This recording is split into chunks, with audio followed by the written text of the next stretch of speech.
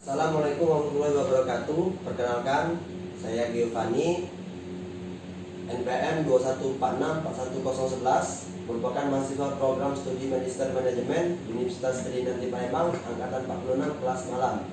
Mata kuliah Sistem Informasi Manajemen dengan dosen pengampu Dr. Yohan Naftali STMM.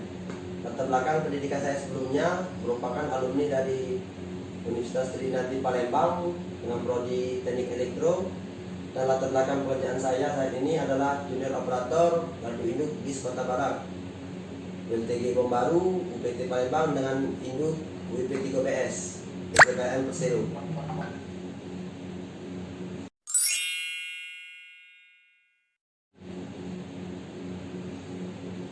PTPN Persero, unit induk penyaluran dan pengatur beban Sumatera, merupakan salah satu unit induk PLN yang bertugas sebagai pengelola transmisi tenaga listrik yang menyalurkan listrik tegangan tinggi 70.000 kV dan 150.000 kV dan ekstra tinggi 275.000 kV di Pulau Sumatera.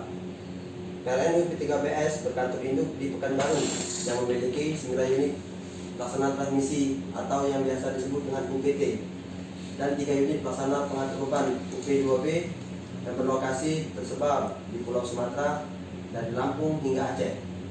UPT bertugas untuk mengelola aset transmisi termasuk di dalamnya pengoperasian dan pemeliharaannya. Adapun untuk unit pelaksana pengatur beban UP2B bertugas untuk mengelola pengoperasian dan pengatur beban untuk proses transmisi tenaga listrik. Setiap UPT membawai ULTG, unit layanan transmisi dan gardu induk, yang merupakan subunit pelaksana yang melaksanakan kegiatan pengoperasian dan pemeliharaan rutin transmisi dan gardu induk di wilayah kerjanya secara efisien sesuai standar yang ditetapkan untuk menghasilkan mutu dan keandalan pasokan tenaga listrik.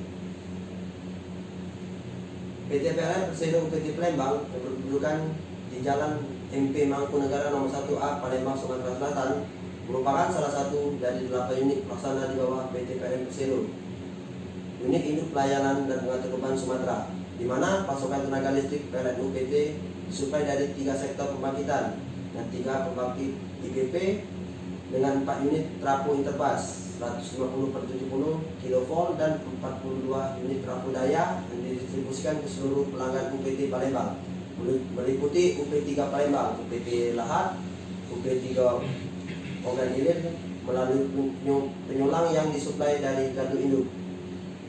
PT PLN Persero UPT Palembang tergabung dalam sistem interkoneksi transmisi 150 kV dan 275 kV. Unit layanan transmisi dan gardu induk bertugas sebagai tim pemeliharaan jaringan tower transmisi atau yang dikenal dengan SUTT atau SUTET dan SKTT. Selain itu dilakukan juga pemeliharaan di gardu induk. Sebelum dilanjut, marilah kita mengetahui apa itu gardu induk. Gardu induk adalah sebuah bagian dari sistem pembangkit, transmisi dan distribusi listrik. Gardu listrik mengubah tegangan tinggi dari tegangan tinggi menjadi rendah atau sebaliknya, atau untuk menjalankan beberapa fungsi penting lainnya antara gardu induk listrik dan pelanggan. Tenaga listrik mengalir lewat beberapa gardu dan dengan tingkat tegangan listrik yang berbeda. Gardu listrik dapat meliputi transformator untuk mengubah tingkat tegangan listrik antara tegangan transmisi tinggi dan tegangan distribusi rendah, atau penghubung 2 transmisi tegangan listrik berbeda. Gardu induk dapat memiliki dan dioperasikan oleh perusahaan listrik atau dimiliki oleh industri besar atau pelanggan komersial. Pada umumnya, gardu induk tak ditempati memakai sistem SCADA untuk mengatur sistem. Pada perkembangannya, gardu induk terbagi menjadi 2. Yang pertama, gardu induk konvensional yang merupakan gardu induk pasang luar. Jenis ini bisa juga disebut dengan gardu induk konvensional, di mana seluruh komponen diletakkan di luar gedung, kecuali sistem proteksi, komponen kontrol, sistem kendali, dan komponen bantu lainnya. Yang kedua adalah gardu induk pasang dalam.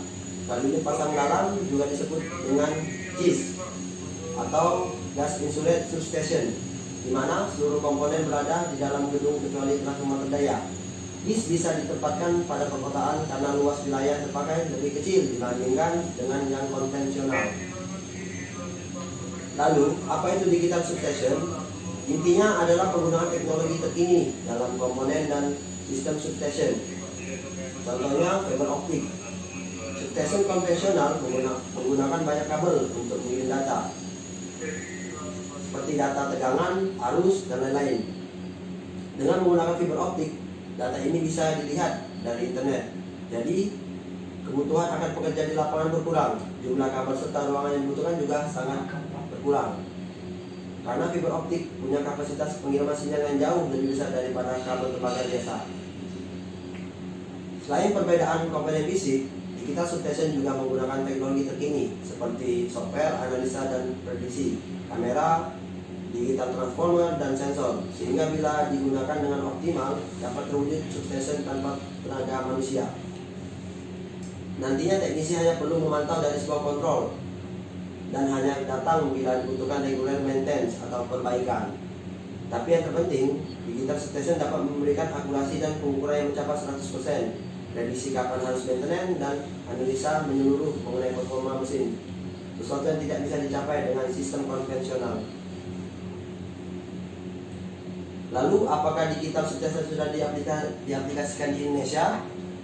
Digital substation dengan desain GIS sudah diterapkan di Kota Palembang. Salah satu GIS yang sudah digital adalah GIS Kota Timur yang berada di daerah Bumbaru di Kota Palembang. Hanya menggunakan lokasi seluas kurang lebih 1.500 meter persegi, GIS dapat mensuplai Kota Palembang dengan beban sekitar 120 MW dibandingkan dengan gardu induk konvensional yang memerlukan luasnya lokasi hampir lebih dari 4 kali lokasi GIS. GIS Kota Timur terdiri dari satu gedung yang terbagi menjadi 3 lantai. Lantai bawah tanah atau basement merupakan lantai dasar yang berisikan atau merupakan perkumpulan dari interkoneksi kabel-kabel power supply masuk atau keluar di GIS. Sedangkan lantai 2 merupakan kumpulan kompartemen dan terbagi menjadi dua ruangan, yaitu ruangan pertama kumpulan kubikel 20 kafe suplai ke pelanggan, dan ruangan 2 kompartemen utama yang berisikan peralatan utama atau primer equipment yang didesain sedemikian rupa sehingga terlihat compact dan kecil dibandingkan dengan peralatan DGI konvensional. Di lantai ketiga merupakan ruang kontrol panel, proteksi, dan ruang kerja dari staf-staf GIS. Di sini teman-teman operator melakukan monitoring dan pencatatan beban secara berkala sesuai dengan instruksi dan job desk-nya.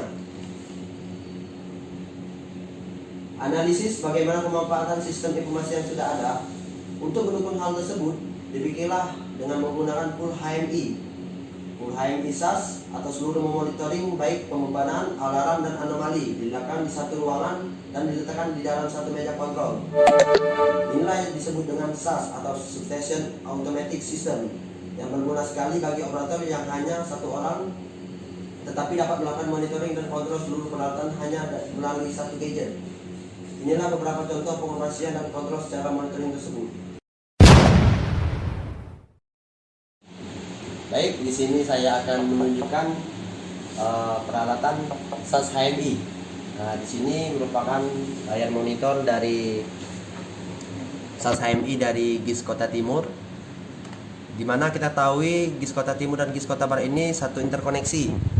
Di sini merupakan ada diagram single line. Di sini bisa kita lihat termonitor bisa menjadi terlihat ada tegangan, arus, dan MV MVAR-nya, dan ini merupakan adalah relay jika terjadi gangguan, dan ini merupakan single line untuk mengoperasikan peralatan jika ingin kita operasikan. Dan sekarang posisinya sedang online, peralatan tersebut sedang online.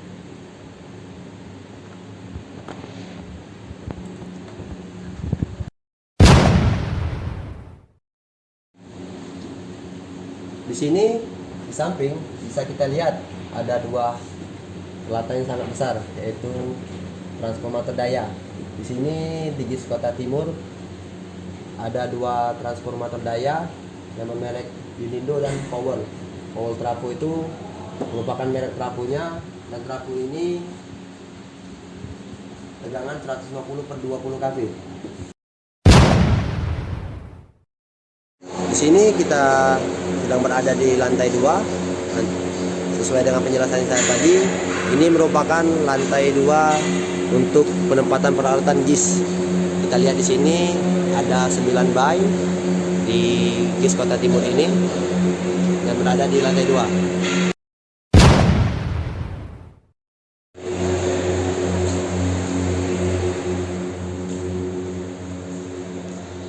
Ya, ini merupakan ruang kontrol kubikel 20 kV. Dan kita lihat di sini, ini merupakan rekaman 20 kV, dan di mana sas HMI yang ada di atas tadi bisa memonitor seluruh beban yang ada di peralatan di bawah sini.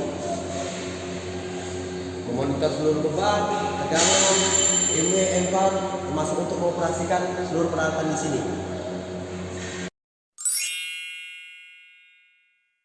Pada GIS Kota Barat dan GIS Kota Timur menggunakan komputer HMI dan memonitoring seluruh peralatan, kemudian memonitor CCTV untuk memantau dan merekam suasana secara kontinu, dan juga ada digital call recorder yang akan merekam setiap ada kejadian anomali dan gangguan, serta menyediakan hasil data analisis untuk keperluan evaluasi tindak lanjut apabila terjadi anomali.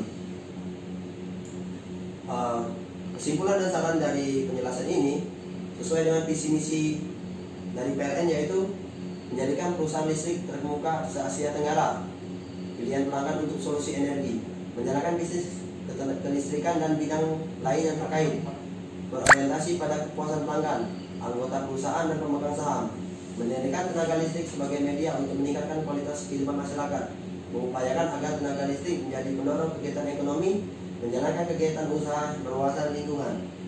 PLN akan terus berinovasi dan selalu mengikuti perkembangan zaman dan teknologi sesuai dengan moto PLN, listrik untuk kehidupan yang lebih baik. Sekian penjelasan video dari saya. Nantikan video selanjutnya. Terima kasih. Assalamualaikum warahmatullahi wabarakatuh.